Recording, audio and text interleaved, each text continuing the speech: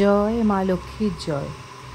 Good evening বন্ধুরা, আমি একটা সন্ধে নিয়ে চলে এলাম, যে সন্ধেটা তোমাদের সঙ্গে আমি শেয়ার করব বলে ক্যামেরায় মুঠোবন্দি করেছি। হ্যাঁ, অনেকে অনেক রকমভাবে বৃহস্পতিবারে লক্ষ্মী পুজো করে, তো আমি কিভাবে করি সেটা তোমাদের সঙ্গে কখনো সেভাবে শেয়ার হয়নি।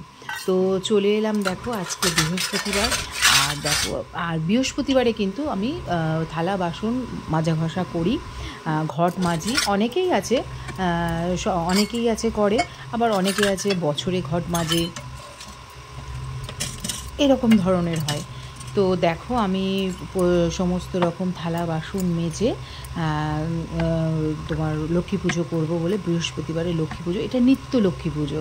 এটা কোনো পূর্ণিমার পুজো নয়, এটা কোনো স্পেসিফিক কোনো যে লক্ষ্মী পুজো হয়, মানুষের বছরে 6টা লক্ষ্মী পুজো হয়, সেটাও নয়। এটা একদম নিত্য লক্ষ্মী পুজো যেটা, সেটাই আমি তোমাদের সঙ্গে শেয়ার করব বলে চলে এসেছি। দেখো, এখানে আমি প্রথমে যে ঘট মায়ের পাতা হয়, আমি মা লক্ষ্মীকে সোনামা বলি, তো সোনামায়ের যে ঘট পাতা হয় সেটা আমি ঘরটাকে মেজে তারপরে গঙ্গা জল দিয়ে, পরিপূর্ণ গঙ্গা জল দিয়ে, আমি তার মধ্যে 1 টাকার কয়েন, আর মানে যাকে বলে 16 আনার একটা কয়েন আর একটা কড়ি দিয়ে থালার মধ্যে করে, একটা থালার মধ্যে আমি আগে মাটি দিতাম, ঠিক আছে। মাটিটা দেওয়া বন্ধ করে দিয়েছি এই কারণে, তখন প্রচণ্ড ইঁদুর ছিল।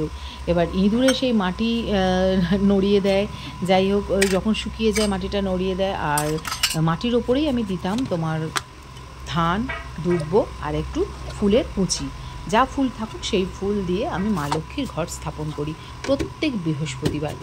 আর কে কেমন করো অবশ্যই কমেন্ট করে জানিও, তোমাদের কমেন্ট পড়তে আমার ভীষণ ভালো লাগে। আর সব আগেও বলেছি যে যে যার মতন সে তার লক্ষ্মী পুজো করে।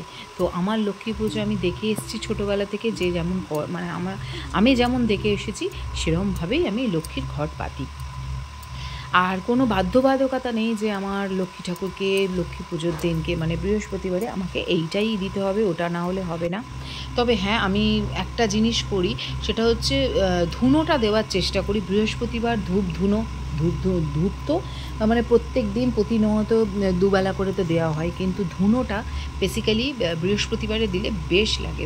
এই দেখো, আমি কিন্তু স্বস্তিক চিহ্ন এঁকে নিলাম। আমি ঘটের মধ্যে স্বস্তিক চিহ্ন এঁকে তোমার আমের পাতার মধ্যে 5টা ফোঁটা দিয়ে, যদি 5টা পাতা থাকে ভালো, 5টা দিই, নয় 7টা দিই, নয় 9টা দিই, এরকম দিই। তো 5টাই দিই সেরকম নেবে, পাতা ভালো থাকলে সেইভাবে আমি বেছে বুঝে দিই। তো 5টা ঘটে মানে স্বস্তিক চিহ্ন এঁকে আম্রপল্লবে 5টা ফোঁটা দিয়ে, কলায় 5টা ফোঁটা দিয়ে, আর পান পাতা দিয়ে আমি মা লক্ষ্মীর ঘর স্থাপন করি। আর সবাইকে সিঁদুর পরিয়ে দিই, মা লক্ষ্মীর যে সিঁদুরের বাটি আছে সেটা থেকে সিঁদুর পরিয়ে দিই, এবং নিজেও পরে নিয়ে মা লক্ষ্মীকে প্রসাদ নিবেদন করি। এবার প্রসাদ নিবেদনে কিন্তু আমার যথারীতি কাঁচা মিষ্টিটা থাকেই, কারণ আমি সেইভাবে মিষ্টি দিই না প্রত্যেক দিন, ফলটলই দিই, কিন্তু আর নকুলদানা দিয়েই পুজো করি। আর যথারীতি বৃহস্পতিবারে আমি কাঁচা মিষ্টিটা রাখবার চেষ্টা করি। এবার অনেক সময় পাওয়া যায় না, তখন ফল দিয়ে কাজ চালিয়ে দিই। যাই হোক, কাঁচা মিষ্টি দিয়েছি সেদিনকে, আমার ছিল কাঁচা মিষ্টি, শসা আর কাজু আর আমন্ড বাদাম, এরকম দিয়ে আমি মানে ড্রাই ফ্রুটস দিয়েও আমি পুজো দিই। যাই হোক, দেখো কেটে আমি সবাইকে নিবেদন করছি, ভোগ প্রসাদ যাকে বলে। কাটাটা বলতে নেই আমার, সরি, আমি বলে ফেললাম, বানিয়ে বলতে হয়। যে এইটাও আমি শিখেছি কিন্তু এই শ্বশুরবাড়ি এসেই, যে ফল বানিয়ে ঠাকুরকে নিবেদন করতে হয়, সেটা কাটা বলতে নেই।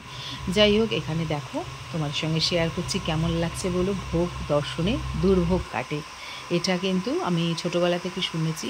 আর যাই ভোগ হোক না কেন, ঠাকুরের প্রসাদ প্রসাদই হয়।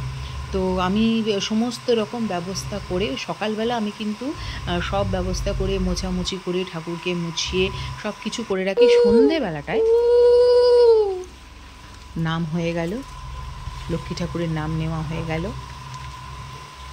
সন্ধেবেলাটায় আমি পুজোয় বসি, আর তখন শুধুমাত্র লক্ষ্মীরই পুজো করি। আর এই দেখো, এখানে আমি ধুনো ধরিয়ে নিয়েছি, আর ধুনো ধরিয়ে কিন্তু আমি একটা কর্পূরের টুকরো দিয়ে দিচ্ছি, যেটা মা লক্ষ্মীর খুব প্রিয়, সেটা তোমাদেরকে বলে দিলাম। কর্পূর দান বৃহস্পতিবার করলে খুব প্রিয়। এটা একটা কিন্তু পজিটিভ এনার্জি আসে বাড়ির মধ্যে বা ঘরের মধ্যে। এটা করে দেখো, আমি করি, ভালো লাগে। আর ঘরটাও একটা খুব সুন্দর গন্ধ বেরোয়। আর ধূপ ধুনো তো থাকেই। তো চলো আরতি করে নিই, তোমরা দেখতে থাকো।